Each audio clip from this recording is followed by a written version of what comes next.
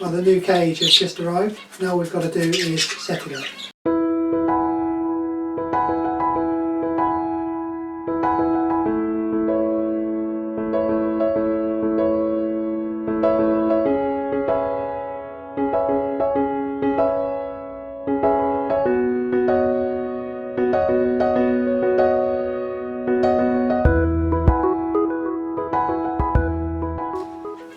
Hello again and welcome to another edition of Shed Talk. As you just saw, the new cage has arrived, the new flight cage has arrived, and in this video we will have a look at where that's going to go. I'll set it up and maybe we'll do a quick review and see how well we think it's going to work. Before I do that, as always, if you enjoy the videos, don't forget you can subscribe to the channel. Just hit the subscribe button, and if you want early notifications then do hit the bell. Thanks again for all those of you who do subscribe and do comment. I read them all and I will try to answer as many as I can. Well, also in this video, as well as looking at setting up the new cage, we'll also have an update on the breeding budgie cars. And recently on one of the online forums or one of the social media sites, there was some discussion about adults attacking the young once they leave the nest box, and there were some comments around chick hides. So what I'll do is I'll show you what I use as chick hides, and it's a really cheap way of providing them rather than buying some of the expensive ones online. So those of you like me who are on a bit of a budget, this is one way of providing a chick hide without spending an awful lot of money. So we'll have a look at that in a minute. Just thought I'd show you the cages that the new flight is going to place. So this is where they're going to be in this part of my small shed.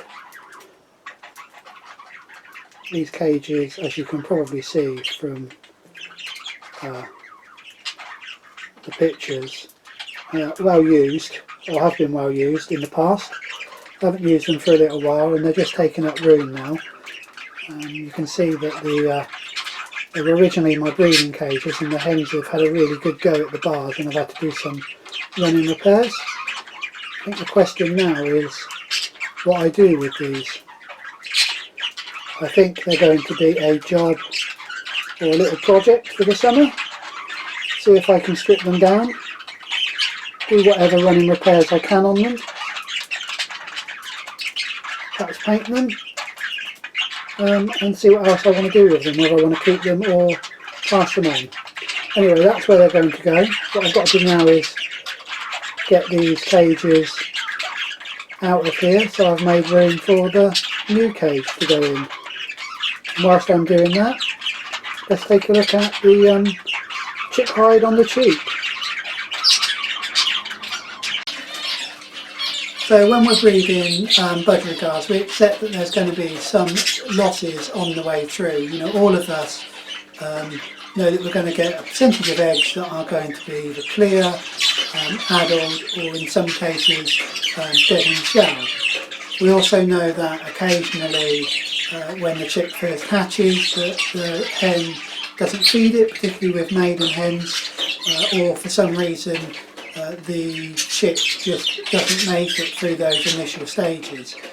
However, there's a tendency for us to expect, you know, that once the chick has left the nest box, that all is going to be well, and in 99% or 90% of the cases, that's exactly the case. You know, the chick leaves the nest box, a little bit of additional feeding from mum and dad, gradually weans off, and then eventually we can put it into one of the nappy cages and it's success. So there's that almost acceptance that once the chick leaves the nest box, everything's going to be fine. On those rare occasions, however, things do go wrong, and one of the real big disappointments is when the parents, either the cock or the hen or both of them, decides to attack the chick for no apparent reason. Now, of course, in the wild, the chick can get away from the parents, and there's much more room than there is in the breeding cage. And I suspect that some of this is about either the cock or the hen wanting to go back down to breed again, back to nest again, and they're trying just basically to get rid of the old youngsters. get them out of their sight, and their instinct takes over and they just attack the youngsters. Now, I've been fortunate this has happened only on a very rare number of occasions for me, and on the one occasion when it happened, I managed to save the chick by removing it from the cage. One of the precautions we can take to help prevent this is to give the chick somewhere to get out of the way of the parents in the event of the parents getting frustrated with it. And that's a chick hide. Now, you can buy chick hides online. If you look on Amazon and just Google chick hide, I'm sure they'll come up. They range from being wooden structures to nice plastic structures to structures that actually hold feeders on top of them. So there's a wide range of them, and depending on what you're after will depend on the price. However, if you're like me and on a bit of a budget, you know, none of us can afford to waste money. We might want to look at alternatives to that, and one of the alternatives that I discovered just by watching somebody else's posts on, I think it was on Facebook, one of the early Facebook sites, was using these. So empty butter containers or empty ice cream containers. So any of these little plastic containers, they have to be quite large obviously, and they do really well as chick hides. And I'll just show you one that I've done, one that's currently in use, and I need to put it back into the flight now, is this one here. Now, as you can see, I've just cut a hole out of the side, out of the entrance. That gives the chick somewhere to go. If you want to, you could put tape around the edges just to make it a bit less sharp, although they're not really sharp at all anyway. And I've never had a particular problem. I've never known a chick cut its feet on it or cut itself on one of these. You can either put them in with the top facing down, or you can put them in with the top facing up. Now, I prefer it with the top facing up, only because I sometimes find that when the chick gets in there, they'll knock the roof a bit, and quite often, and they sometimes become separate, particularly if you've used them a fair amount. They, I mean, obviously they're cost you nothing other than your time in terms of cutting it out, and you know, I expect most people have got something similar to this in their fridge or in their freezer, so nothing to make. They're reasonably easy to keep clean because they're just plastic, so they wash out quite easy, and if they do get too old and too grubby after a full season's worth of use or a couple of seasons worth of use, you can then dispose of them. So it's a little bit of, I suppose, of recycling or upcycling. I'm not sure which of those you would call it. So that's what I use in my breeding cages as a chick hide for the budgies. Do the chicks use them? Sometimes. Some of them use them all the time. Others, you know, just refuse to go into them. It depends on the chick. Sometimes they'll just hide behind the chick hide. They'll push it out of one of the corners and get themselves behind it. But anyway, that's the chick flight that the chick hide that I use. So here is the cage now assembled and fitting in this corner, in which it fits in really nicely. Comments about the cage then. So it arrived very quickly after I placed the order. In fact, it arrived the next day. There was a 3-day delivery is what it said, but it actually arrived the next day, so I can't fault the service in terms of delivery. I'll put a link to the where I bought the firm I bought it from, which I think is Yahoo Tech, but I'll double check and put that up. So yeah, so delivery was excellent. It cost just under £100, which you can get a similar one for a little bit less than that price. And I'm not sure whether I ought to have got the slightly cheaper one. I think the only difference is the some of the fittings internally and the door sizes. This one's got 2 doors, one there and one at the bottom. Don't worry, I will remove those cable ties before I put anything in it.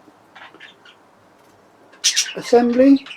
It took me about an hour and a half to assemble this. I think it would have been much quicker had they sent instructions. There were absolutely no instructions on how to assemble the cage. It was, I had to look at a picture that was on the website to get my initial view, and then it was a little bit of guesswork as to what order it went in. It wasn't overly difficult. I just think that you know, for £100 you expect to get some form of instructions on how to put it together. In terms of assembly, I'll just go around here and hopefully you'll be able to get a view of the... So it comes, all of it assembles with these little bolts that you can see here that have an Allen key that comes with it. So you don't need to worry too much about tools for assembly because it comes complete. But like I say, no instructions whatsoever around how to assemble it. It's got these across the cage perches, so they run from one side to the other. I've placed them at varying heights in there. And then it comes with 4 of these plastic seed hoppers. I've got 2 in the cage at the moment. I'm probably only going to put 1 in, and I'm probably going to keep it this side. The one at the back that I've placed a little bit further over at the back there. My guessing is it's going to be a little bit difficult to access. So I could of course put one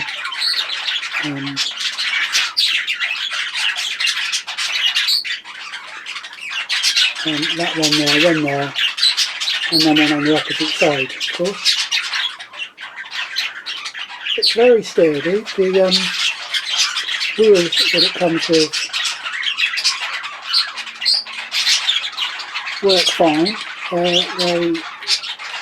They seem quite sturdy, quite robust.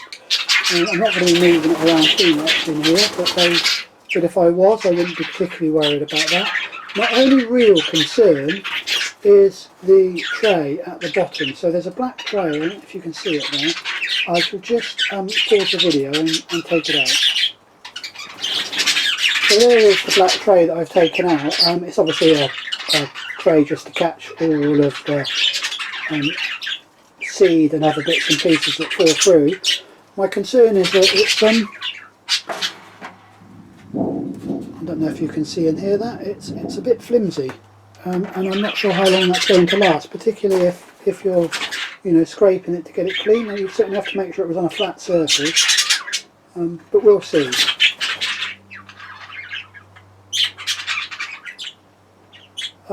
Would I buy this cage again? Well, I don't think I'd have bought it this time round had it not been for the fact that as part of my retirement, my work college gave me some Amazon vouchers that covered the cost. So actually it didn't really cost me anything. I could have built something cheaper than the £100 that this cost, but would I build it as well?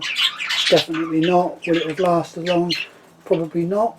The other feature that I'll just show you is the way the doors lock. So they have these rather long pins that go through, and I'm sort of assuming that the reason for that is that you could keep larger parrots species inside this cage. So and larger parrots may be able to open the door with a smaller type cage. One of the features that I did quite like is that the pull-out metal tray at the bottom here, I don't know if you can see the handle there, has a little safety catch, so that's naturally falls into the down position, so the birds wouldn't be able to push that tray out, which they can do in some of the smaller cages that I've got. So there we go. that's a new cage. Just got to wait for some babies to go in it, and then we've got a new nappy cage. My only other thought, and please do leave comments if you want, is whether I ought to move the hens into this one and use the half flight in the garage shed for the babies. Let me know your views. And now all I've got to do is work out what I'm going to do with these spare cages. Where I'm going to put them, where I'm going to store them until the summer, when I can look to give them a bit of a repair. So when they're out of the shed, they do look, or they are larger than they look in there. So I thought I might be able to put them underneath the breeding cages. Store them under there. I still might be able to get two under there, but the third one definitely won't. Anyway, something for me to think about. So that's that smaller flight cage, or nappy cage, installed. Do let me know your thoughts about whether I should keep it as a cage for the young birds, or whether I ought to move perhaps the hens back out there. I'm wondering whether being in closer contact with the cock birds that are out there in the other flight, and the noise that they're making at the moment, and obviously on the way through the spring, whether that might help bring the hens into a better condition. So do let me know your thoughts. So time now to have a quick whiz round of the budgie breeding pairs and just see how we're getting on. Let's start off as always with cage 1, which is our original pair 1.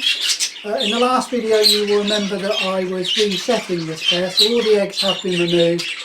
Both birds have had their vents retrimmed to hopefully reduce the risk of clear eggs. Nest box has just been opened, hens not started laying yet, as I say, I've only just opened the nest box.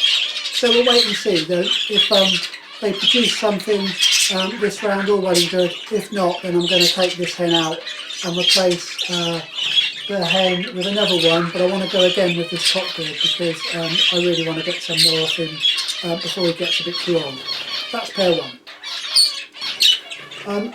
Cage 2 is a new pair, or a newest pair, so my pair 8. This pair doesn't appear to want to do anything.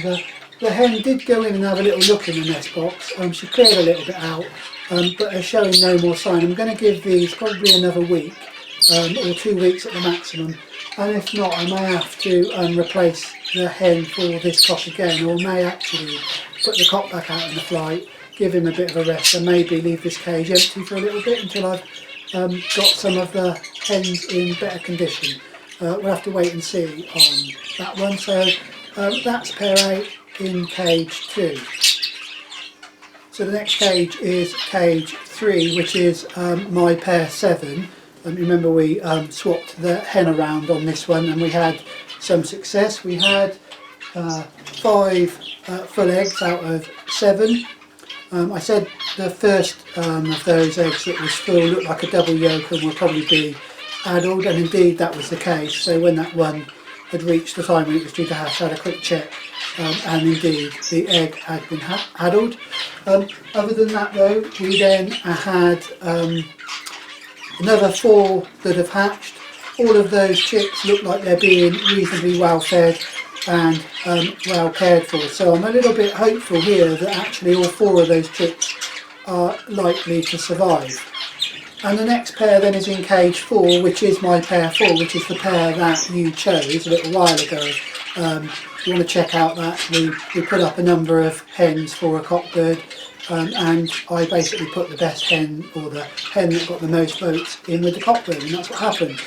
Started off really successfully, this pair, with a total of 4 full eggs out of 6, possibly 7 eggs laid, I can't quite remember now.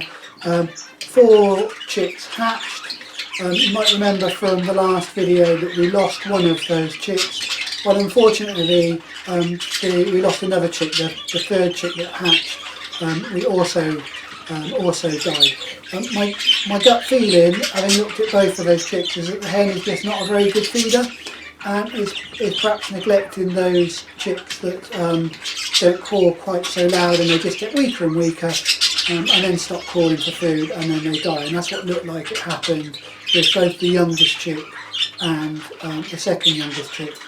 The first two chicks happily are out in the bottom of the cage and doing reasonably well. The first chick that hatched, the grey, is, or the cinnamon grey, feeding itself really well, and I suspect in another few days I'll put that into the nappy flight.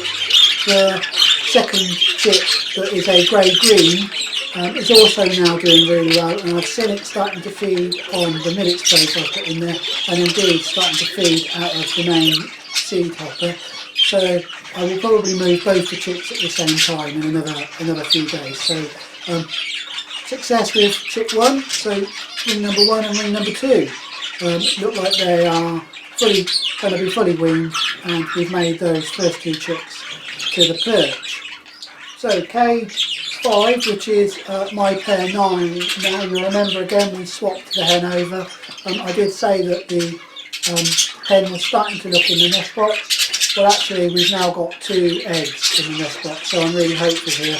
Really do want to get something off of this cockbird again. He only, he doesn't, in the last year he only produced 3 offspring, so I'm hoping I can get another 3 or 4 of him this year, which is quite a nice looking yellow face, and I really do want to keep his genes in the stud. So looks as if the new hen for this cockbird is being successful. And finally we'll move on to cage 6, which you will remember is my pair 6. First round, you may remember she had laid 6 eggs, 5 clear, 1 was full. The one that was full ended up being addled. This time round, so second round, she's laid 6 eggs. First 3 were clear, the next 3 were all full. First one of those hatched, but unfortunately, having checked the box today, it looks as if it wasn't fed, so I'm not sure whether we're going to have any success here, or whether the hen's not going to feed. So I'm going to wait for the next one to hatch. If she feeds, that fine. If she doesn't, then I'm going to move the final egg into one of the other nest boxes.